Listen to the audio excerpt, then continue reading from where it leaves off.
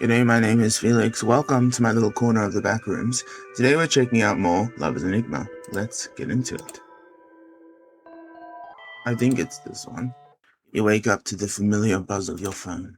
A few messages from your mum light up the screen, the first one featuring a painfully outdated gif of balloons and glitter text. Happy birthday, Felicia. I'll be dropping off a cake later and make sure you finish it by tonight or it'll go stale. Have a good day. Thank you, I guess? Ah, yes. A classic from your mother. Equal parts affection and command. It almost slipped your mind. It's your birthday today. You're turning...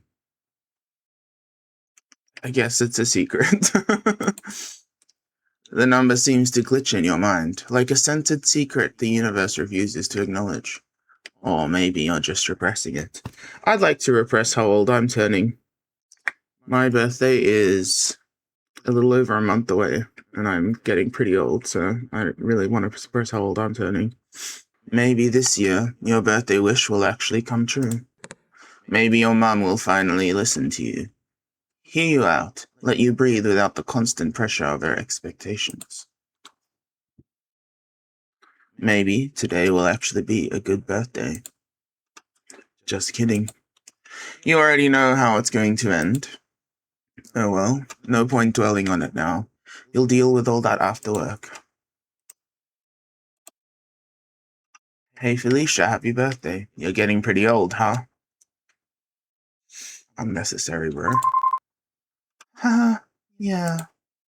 Whoa, I heard from Tanaka-san that it's your birthday. Must suck having to spend it at work, huh?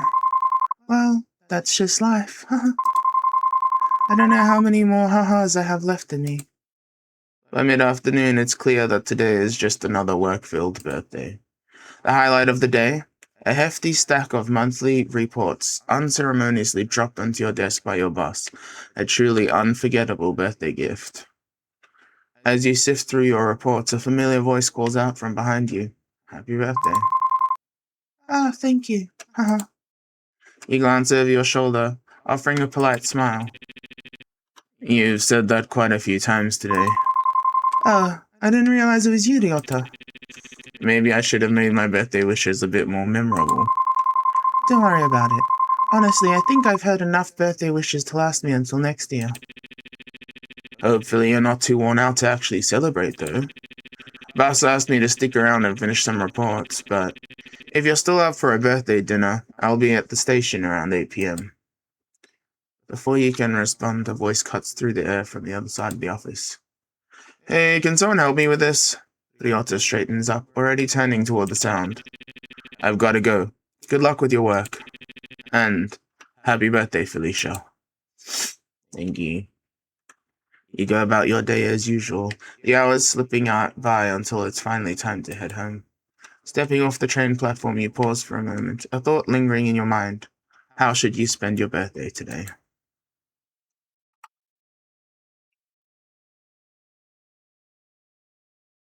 Well, first things first. I feel like I should get incense.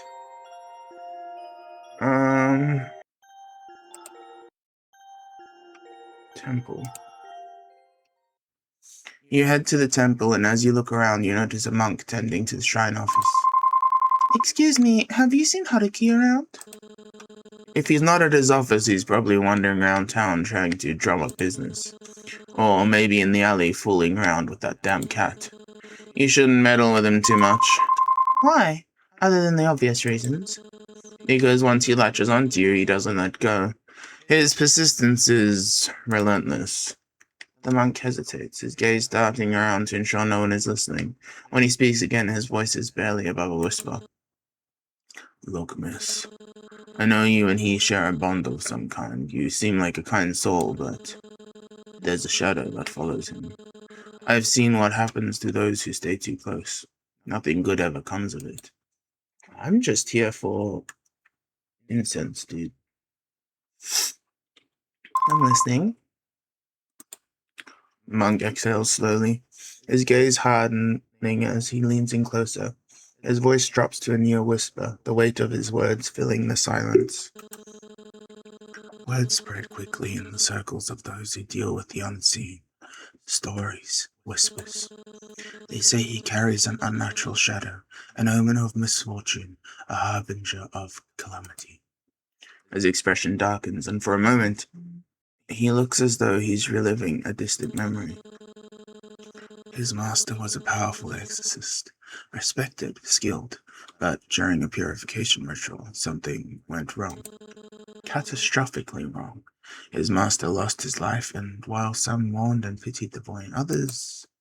He hesitates, glancing around as if afraid to be overheard. Others believe he was the cause of it. That's a lot to take in. I'm not saying he is evil or even ill-intentioned. Perhaps deep down he's a good man, but sometimes it's not the person that's dangerous, it's what follows them. And with him, the cost of association often outweighs the good. He straightens, his tone softening, though the gravity of his words linger. Whatever you decide from here is your choice, but remember, there's wisdom in walking away from trouble, even when it wears a kind face. Choose carefully. Damn. Okay, that was something. I better go get Kazuki's incense while I'm here. My affection with him increased even though I wasn't near him. Let's go to the station. You arrive at this train station and stand by the gantry waiting. After a short while, you spot Ryota stepping through the gates. The moment he notices you, his expression shifts. He tries to mask it, but the smile tugging at the corners of his lip is unmistakable. It's brief, a flash of something warmer than usual, but it doesn't escape your notice. As he approaches, his tired eyes reflect the exhaustion from work, but the soft smile never quite disappears. Ah, you're here. Sorry if I kept you waiting. Were you waiting for me? I hope I didn't make you wait too long. I'm glad you decided to come. You know, if you're still up for it, we can grab that dinner, just like I promised. It's my treat, of course. Sure, I feel bad that I've, rejected you so many times. Yeah, I'd like that. Let's go have that birthday dinner. For a moment, Ryota seems caught off guard. His eyes widen just slightly before his expression softens into a warm smile, his relief and happiness unmistakable despite his efforts to stay composed. Oh. Really? I mean, that's great. I was worried you might have had plans with someone else. I'm not exactly the life of the party. I enjoy being around you. You don't need to be the life of the party to make someone stay better. Thanks, that means a lot, really. Well, there's this takoyaki place nearby. It's not fancy or anything, but I thought, well, it's your birthday, so you should get something good to eat. Sounds perfect. Lead the way. The rich aroma of grilled takoyaki fills the air as you step into the cozy eatery. Its warm lighting casting a welcoming glow. You take a seat beside Ryota at the counter. The comforting aroma of freshly grilled takoyaki wafting up as a steaming plate is set before you. For a moment, neither of you speaks, the quiet hum of the restaurant filling the space. You glance at Ryota, his gaze is fixed on the food, and find yourself wondering how to break the silence. Asking about work seems kinda lame, to be completely honest. Let's ask about this place. How do you even find this place? It's so tucked away. Honestly, it was by accident. One night after work, I was wandering around and just ended up here. I didn't even know this place existed before that. An unlikely coincidence. Quite so. Like how in stories, the main character always ends up in just the right place at just the right time. Maybe we're in some cheesy romance written by some lonely writer. Well, they've got some good taste for food, I guess. I didn't know you liked takoyaki. I'll eat anything, really. Even shellfish. Takoyaki's good, though. What's wrong with shellfish? They're like the ocean's cockroaches, physically and biologically. Okay. That's such a dramatic way to put it. They're delicious, though. Yeah, well, so are cockroaches to some people, apparently. Okay, fine. I'll stop trying to defend seafood. So, how was work today? Pretty busy. I was rushing to meet a deadline, but luckily I made it just in time. Right. I hope I didn't make things harder for you. If you needed more time, we could have done this another day. Ryota shakes his head, a soft smile spreading across his face. Don't apologize. If anything, it gave me something to look forward to. Anything for you. As you sit at the counter, the comforting aroma of takoyaki wafting around you, a raised voice from a nearby booth catches your attention. Despite your better judgment, you can't help but overhear the conversation.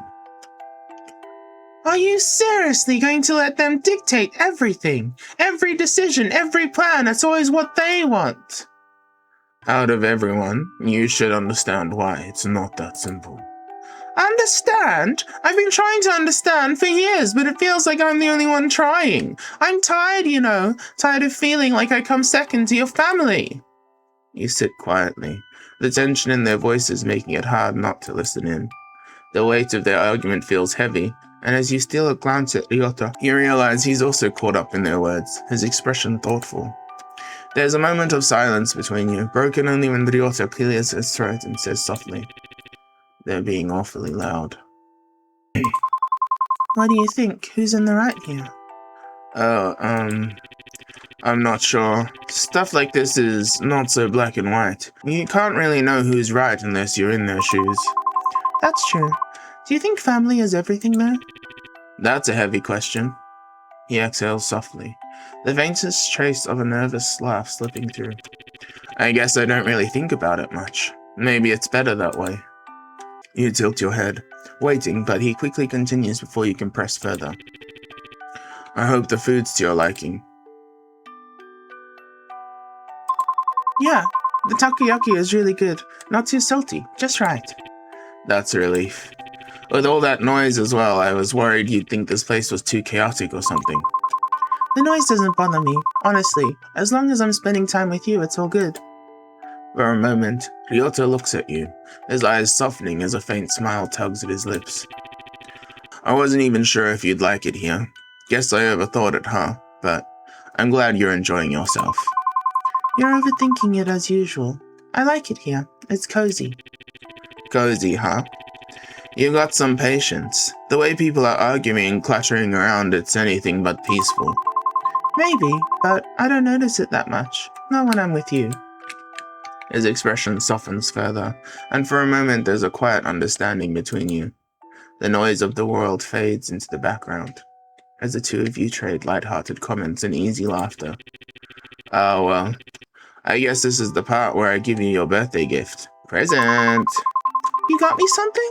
Oh, Ryota, you shouldn't have. It's nothing much. I bought this a few months ago. I didn't know when would be the right time to give it to you, but I thought your birthday would be the right time. You glance at him curiously as he reaches into his jacket pocket, his movements deliberate, almost hesitant. When he pulls out a small velvet box, your breath catches. He opens it to reveal a delicate necklace, the pendant shaped like a radiant sun. That doesn't look very delicate to me, that looks pretty huge. You doubt yourself a lot, I know that, but to me, you're the sun. You're bright, Felicia. His words leave you speechless for a moment, your heart full as you carefully take the necklace from him. Ryota, I don't even know what to say. Thank you. This means so much to me. You don't have to say anything. I just wanted you to know how much you mean to me, and well, maybe it's a way to pay you back for everything you've done for me. You don't owe me anything, you know, but thank you. Really. The two of you fall into a quiet rhythm as you leave the restaurant, the necklace resting against your collarbone, its weight a comforting reminder of his words. You find yourself replaying them in your mind, marveling at how he could see you as something so bright and positive. You've never thought of yourself like that before, and now there's something unfamiliar bubbling up inside you, warm and fluttering. As you walk side by side, you're glad for the cover of night, the shadows hiding the telltale red creeping into your ears. Ryota walks beside you, his hands in his pockets, his presence steady and reassuring, and for a moment, you wonder if he can feel it too, the quiet shift in the air between you.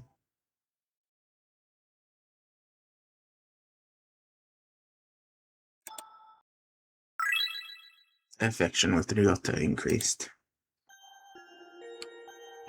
Oh, it's not that late. We can still do more stuff. We could go find Haruki.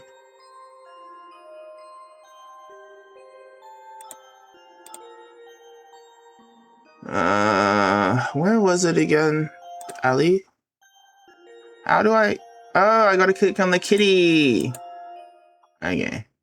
You notice Haruki in the alleyway, crouched near a stray cat, with a small dish of food in hand. My dear client, have you come to visit me, or does Mr. Tubbs over here have another visitor? Mr. Tubbs! You glance down to see a stray cat nestled comfortably between Haruki's shoes. Haruki is crouched beside him, carefully placing a small dish of food within the cat's reach. Are you acquainted with this guy? Seems like he's got a lot of fans. Miyabi? Miyabi glances at you briefly, then turns away with a flick of his tail, letting out a soft hiss of annoyance as you approach.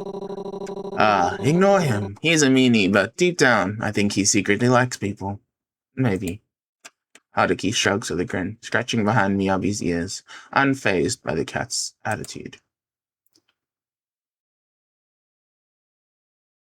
Did you just name him Mr. Tubbs?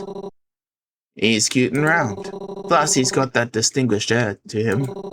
Addressing him without a title seems a bit rude. He's not that fat, though, to be called Tubby. That's why it's not Tubby, it's Tubbs. See, I didn't finish the sentence, like how he doesn't finish his food, because he's not fat. Okay. I've seen him around here, too. He chuckles, but there's genuine warmth in his voice. He runs his fingers through Mr. Tubbs' fur, one last time before standing up straight, wiping his hands on his pants. Did you really come to visit me, or is it just the cat you're after? Yeah? Of course. If not, why else would I have appeared before you? Maybe you're here for Mr. Tubbs, huh, brother? Well, Mr. Tubbs is a pleasant surprise, but I really did come to find you, Haruki. Ah, it's such a nice feeling to be wanted. I do try to keep myself humble, but a little ego boost never hurts. If only my mother had the same feeling. Relatable. So, what can I, and/or Mr. Tubbs, help you with today? You know, we're both professionals in the art of making people's day a little brighter.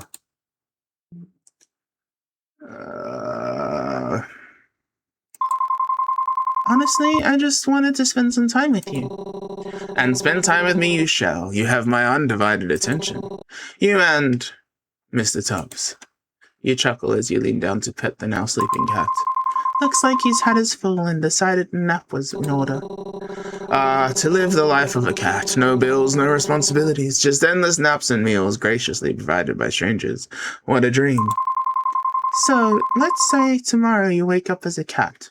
What would you do first? Well, first I'd double-check that all my bills were paid and my appliances were off, because even as a cat, I'm a responsible one. Okay, bro. I'd love to be a cat. I think that'd be so cool. Specifically, I'd like to be my cat. He's very well looked after. He's very chill. Then I'd come find you so you could take care of me for the rest of my perfect little life. After all, who else would spoil me as much as you? Oh, so now I'm on the hook for cat... Cat Haruki? Sounds like a lot of work. What if I decide to make you earn your keep? Earn my keep? Cruel and unusual punishment. What kind of caretaker makes their beloved cat work? But seriously, I'm glad you wanted to spend time with me. I know it's probably not the most professional thing to say, but I'd like to think of us as friends. I mean, I know I'm just your quirky exorcist and all, but it's nice having someone like you around. Haruki, you're definitely a friend. A strange one, but a friend nonetheless. I'll take it, and well, thank you for being so kind to me. You didn't have to, but you are, and I really appreciate that. Haruki rummages through his bag, his expression not usually sheepish. Finally, he pulls out a simple Moremon keychain and hands it to you. Here, I meant to give this to you earlier, but I guess I didn't have the guts. It's nothing fancy, just something I thought you'd like. You take the keychain, eyes lighting up as you turn it over in your hands. Oh, how did you know? I really like this little guy. I've seen him hanging on your phone. Thought you might want a backup, in case anything happens to the original. Although I probably shouldn't tell you about the 80-year-old I had to outmaneuver to get it. You didn't! I had to. Amazing what the power of being young and blissfully shameless can do for a kid. Like, they don't have that lifetime of second-guessing yet. No crippling fear of being judged, just pure unfiltered keychain ambition. So, what you're saying is, you outplayed a literal child? Absolutely. And I have zero regrets. My persistence paid off, didn't it? Well, thank you for your bravery, Haruki. It's perfect. Just doing my part for the greater good, but don't let that kid see you with it, or they might come for revenge. I'm not fighting a child, bro. Right. I really don't want to get beat up, especially by a kid. But thank you, Haruki, for thinking about me. Alright, now, don't get all mushy on me. Mr. Tubbs might get jealous. Plus, this also doubles as a birthday present. How'd you know it was my birthday? Don't think I forgot. Happy birthday, Felicia. You hadn't expected anyone to remember your birthday, much less someone as carefree as Haruki. Wait, how did you know it was my birthday? Ah, my dear client, you underestimate the great powers of an exorcist extraordinaire. It would be utterly shameful if I didn't know the finer details of your life, like the stars revealing their secrets, the winds whispering your truths. You found it on Rhine. I found it on Rhine. Anywho, allow me to formally invite the birthday girl to a celebratory feast of the finest takoyaki in town. Sure, it's no 5-star Michelin dining experience, but hey, it's warm, it's tasty, and it's nearby. Alright, but I assume this means it's your treat. Takoyaki twice in one day? Hell yeah, brother! Naturally. Consider this gold standard of 5-star customer service. You won't be disappointed. Double takoyaki! The two of you stroll to the nearby food stall, the scent of sizzling takoyaki wafting through the air. As you sit together, Haruki's light-hearted banter fills the conversation, his jokes and animated storytelling drawing out laughter you hadn't realized you needed. The warmth of the food and his company melts away the weight of your worries, if only for a while. When it's time to leave, Haruki flashes you a grin, his expression softer this time. Thanks for letting me steal a bit of your birthday. Hope it's one to remember. We got 3 things done today, nice. Affection with Haruki increased. It's really late. I better head home before Mum gives me a mouthful. Mouthful? Kitty!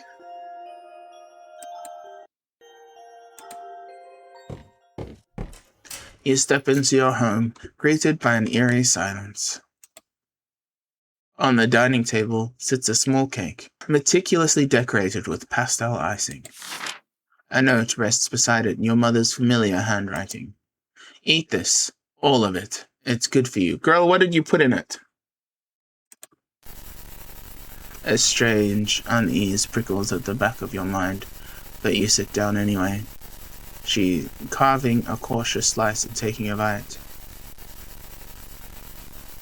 She's being nice, that's not normal, how strange. It tastes okay. Something's wrong, something's weird. At first, it's sweet, soft sponge with a hint of vanilla, but then something foreign grates against your tongue. Something's wrong, something's wrong, something's wrong. You pause, your stomach tightening as you pull the bite from your mouth, revealing long strands of hair tangled in the frosting. Ew! What the hell? Sorry. What the hell? Did Mom poison me? What's happening? What's happening? What's happening? You run to the sink, spitting it out, gagging, but it's as if your body has already decided to reject more. A sudden heave forces you into the sink as bile rises uncontrollably. You continue to vomit, various substances escaping your lips. Must get it out. What's happening? Must get it out. Your lunch from today. Spit and stomach acid and more hair. You clutch the edge of the sink, trembling as more hair spills from your mouth, clinging to your lips like something alive. The tang of stomach acid burns your throat, but what follows sends a cold terror coursing through your veins. Chunks of meat, raw and glistening, hit the sink with wet, sickening splats. Ugh, the noises are making me very uncomfortable. You try to catch your breath, but you know what, dude? You try to catch your breath, but another wave overtakes you. Your body convulses, bringing up more and more hair, bits of undigested food, and then... Teeth. Teeth! Sorry, I shouldn't yell into my mic. Jagged, yellowed teeth, rattling against the porcelain basin. Maybe you're hallucinating again, you think. Maybe this isn't real. This isn't real. This isn't real. This isn't real. This might be real. But the sensation, the heaving, the burning bile, the slick muck sliding from your mouth, it's too vivid, too visceral. The grotesque parade of horrors continue, spilling from you like some cursed fountain. Each retch leaves you weaker, yet the torrent doesn't abate. Stop it, stop this. As your trembling hands clutch the edge of the sink, you dare a glance at the carnage below. And then you see it. Amid the hair, bile, and unidentifiable chunks, something small and malformed shifts. It's pink and slimy. Ew, dude! This is so gross. It's like a ball of meat, alive. It expands and deflates ever so slightly, almost like it's breathing. You notice some of the chunks were teeth. Ew. And what seems like an eye staring back at you. What's happening? This isn't real. You can't seem to form words to even begin to describe the horror that you produced from the depths of your throat. What? Grabbing the faucet, you turn it on full blast, desperate to erase the nightmare. Water gushes down, carrying clumps of gunk with it, but the sink quickly clogs. The fetid water pools around the mess, rising in defiance of your efforts. Frustration boils over. You seize the nearest object, a hairbrush, and jam it into the drain, jabbing furiously. Brother, why didn't you just throw up in the toilet so you could flush it? The bristles bend and snap as you shove harder, muttering through gritted teeth and shouting, "Go down already!" Each shove is punctuated by your screams, your voice hoarse and cracking. The sink gurgles as bits of the gunk slowly spiral downward, disappearing into the pipes. Ew. Finally, the water drains, leaving the basin empty except for lingering streaks of slime. Gross. You stand there, panting, your knuckles white as you grip the edge of the counter. The silence that follows is deafening, broken only by your ragged breathing. And then you hear it. Faint, but unmistakable. A soft, pitiful cry. You stumble back from the sink, your legs shaking uncontrollably, and you collapse onto the floor. Hot tears stream down your face as you gasp for breath, the sound of your own ragged sobs filling in the suffocating silence of the kitchen. I didn't mean for this to happen. Please forgive me. You clasp your hands together so tight until the knuckles turn white as you pray fervently to anyone or anything that will listen to your cries. I'm sorry. Please forgive me, Kazuki. I'm trying. I swear. I'm trying. I'll find out who did this to you. I'll make them pay. Just please don't hate me. You moved on. Kazuki? I'm sorry, please. I'm doing my best. I'll avenge you, I swear. How could you? You moved on already? No, I didn't. You're a liar. You've already forgotten me. Cheated on me like none of it mattered. No, that's not true. We weren't even really married. You know that. It wasn't real. Not real? Then what were we? Nothing. A lie? Is that what I was to you? Cheater! No, I'm not! Not what? You feel a gentle tug on your sleeve, and as you turn, The familiar glint of light bounces off crimson-tinted glasses catches your eye. I sense the powerful spiritual presence radiating from this area, something I simply couldn't ignore. I rushed here as quickly as I could, but it seems things escalated. Are you all right, my dear client? You're not okay. Your breathing is uneven and your hands are trembling at your sides. You're the furthest thing from okay right now. No, the cake, the hair, the things that keep happening. No, I'm not okay, Haruki. None of this is okay. It's getting worse, all of it. The things I'm seeing, the sounds in my head, it's like I can't escape it. No, I'm not okay, Haruki. None of this is okay. It's getting worse. All of it. The things I'm seeing, the sounds in my head, it's like I can't escape it. Haruki steps closer, concern etched on his face.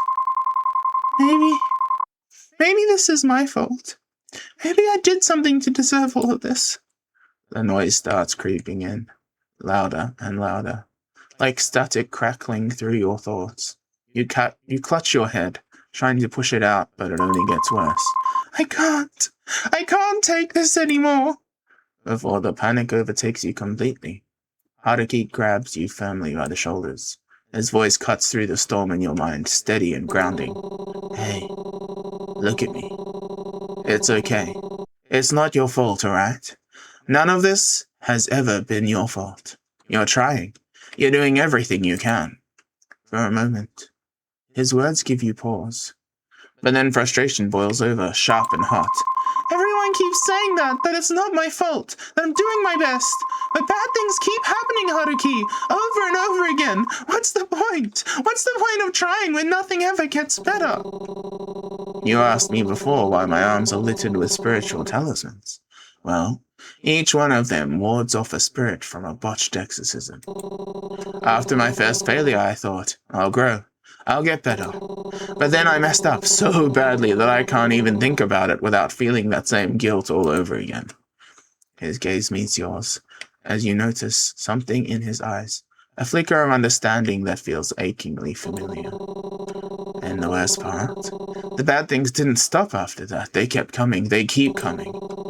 There are days I feel useless, like nothing I do will ever make up for what I couldn't fix back then.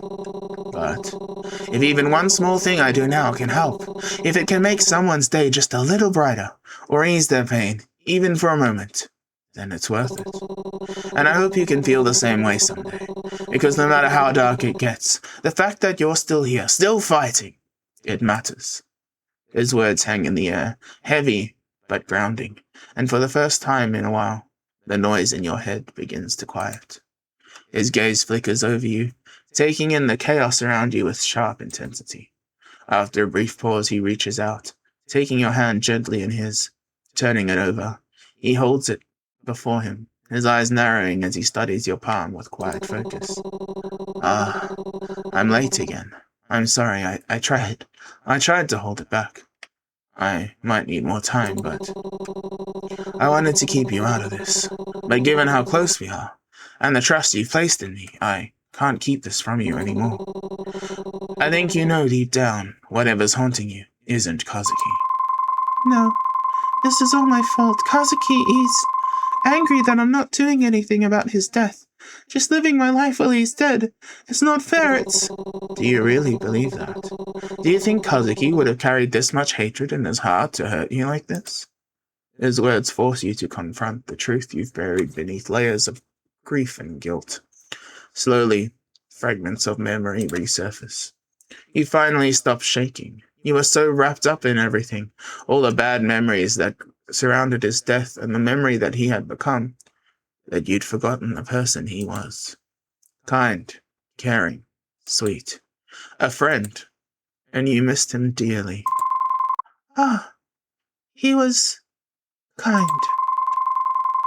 But he was ambitious. Before his death, he worked a lot, late into the night even.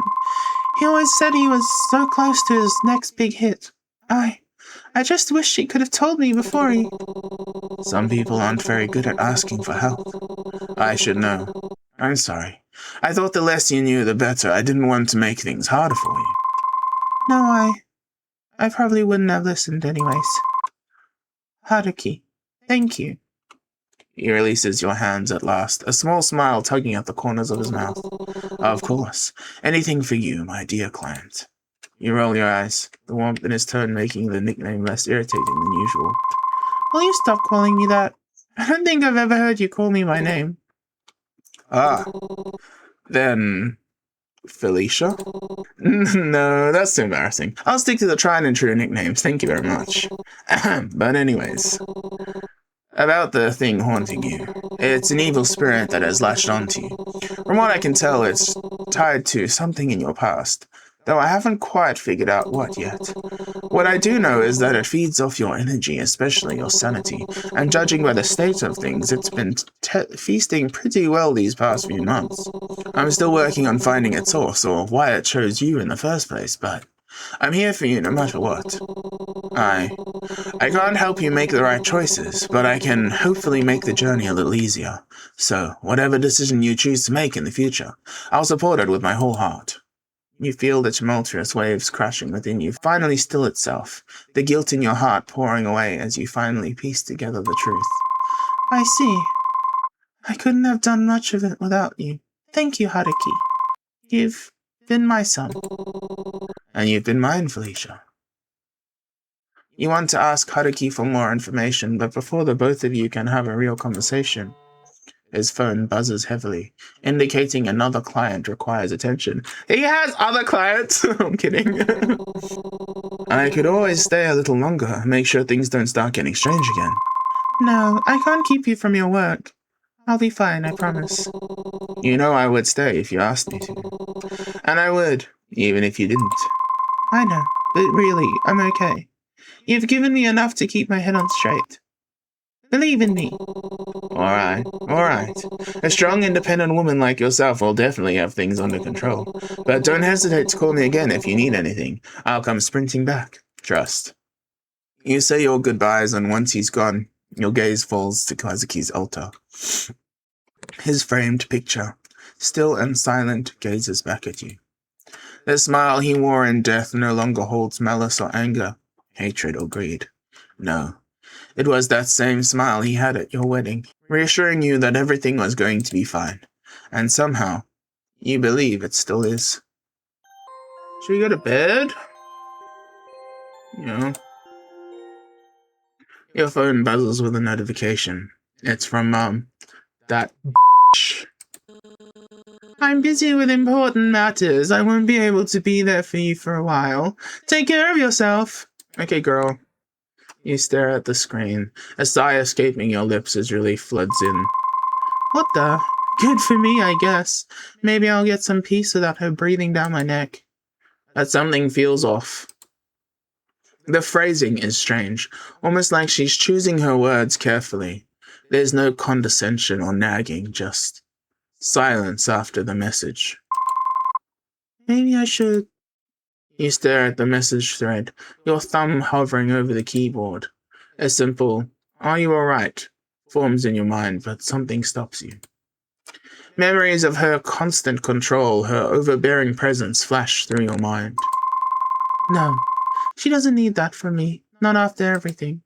Instead, you type out a single word. Okay. You hit send and lock your phone, tossing it aside. For once, the silence feels like it's yours to control.